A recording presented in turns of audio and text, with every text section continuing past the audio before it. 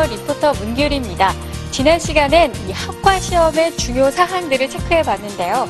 이번 시간에는 실제 시험에서 어떤 유형들의 문제가 나오고 또 이 유형들의 문제를 어떻게 풀어봐야 하는지 자세히 배워보겠습니다.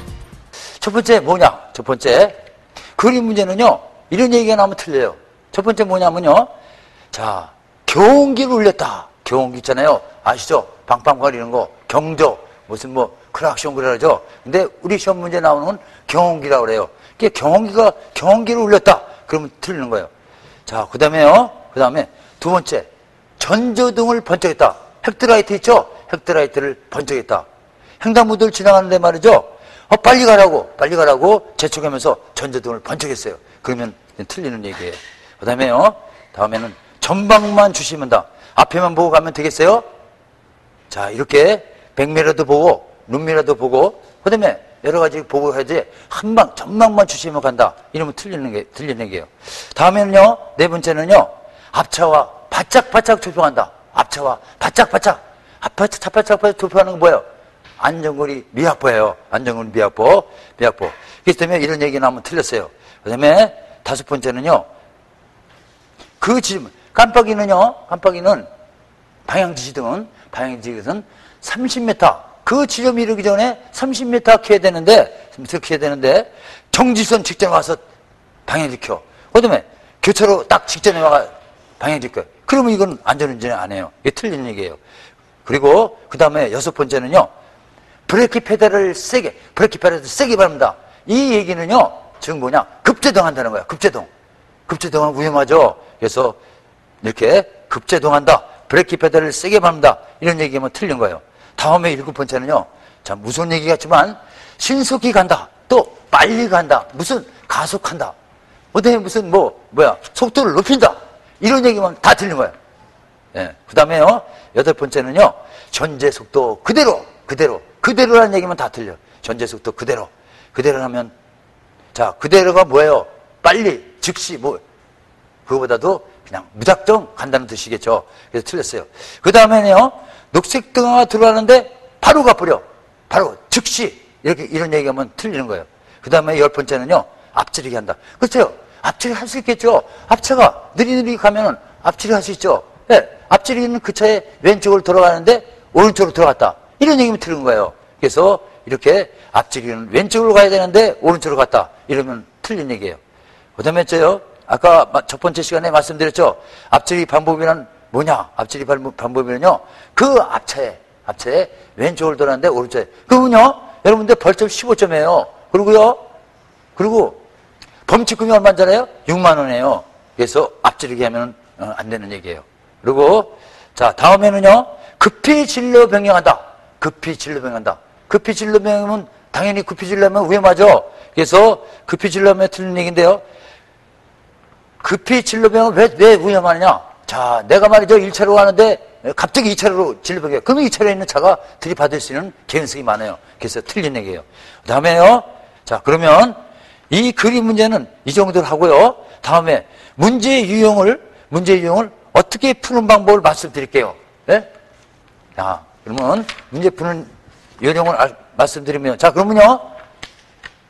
자, 여기 운전학원 시험 책자에 4면을 보세요. 4면을 보시면요. 3번을 보세요. 자, 3번에 무슨 문제가 나오냐면요.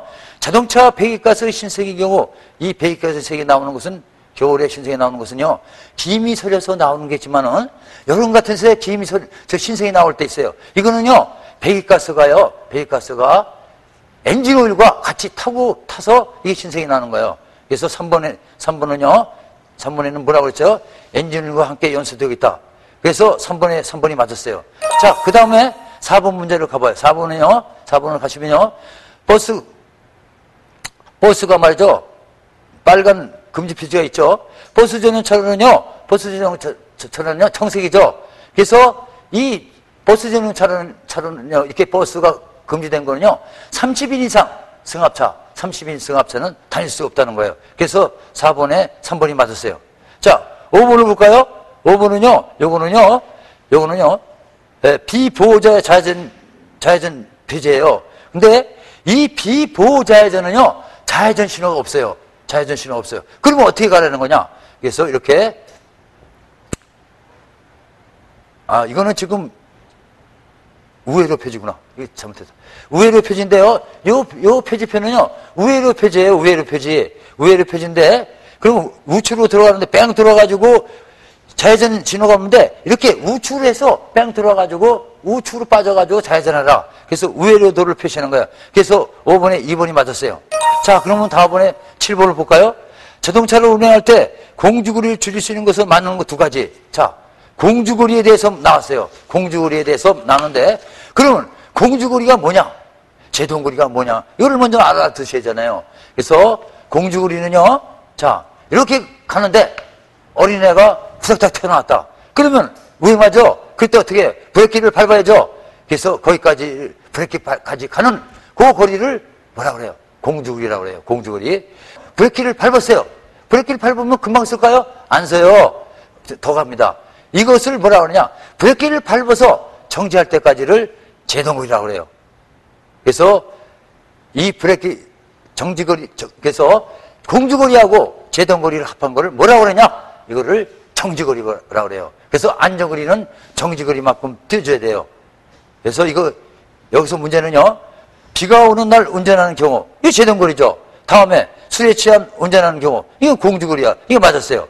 그 다음에 차량액이 부족한 상태로 운전하는, 이거는 뭐예요? 사람과 관계가 없으니까 제동거리예요. 그 다음에 인상대가 벌써 끝났으니 브레이크액이 부족한 경우에는 제동거리가 길어지는 거죠. 그래서 여기 답은 2번하고 4번이 맞았어요. 다음에 운전자가 피곤한 상태로 운전하는 경우, 이거는 공주거리예요. 그래서 7번의 답은 아까 말씀드린 것처럼 2번하고 4번이 맞았어요. 아시겠죠? 자, 공주거리와 제동거리를 좀 잘 알아두셔야 돼요. 자, 그러면요, 이제 여러분들이 이제 요청들을 많이 읽으시면 되는데, 아까 내가 얘기했죠? 그림 문제는요, 13가지만 잘 이해해 주면요, 다 풀 수 있어요. 자, 그렇기 때문에 여러분들이 조금만 공부하시면요, 무난히 60점 내지 70점이 되고, 또 이종은요, 60점이 합격이거든요, 커트라인. 그 다음에 1종은 70점이에요. 그래서요, 이종은 15개만 틀리면 돼요. 그리고 1종은요, 10개 정도 틀리면요, 다 합격할 수 있거든요. 자, 그러면 수업을 마치겠습니다.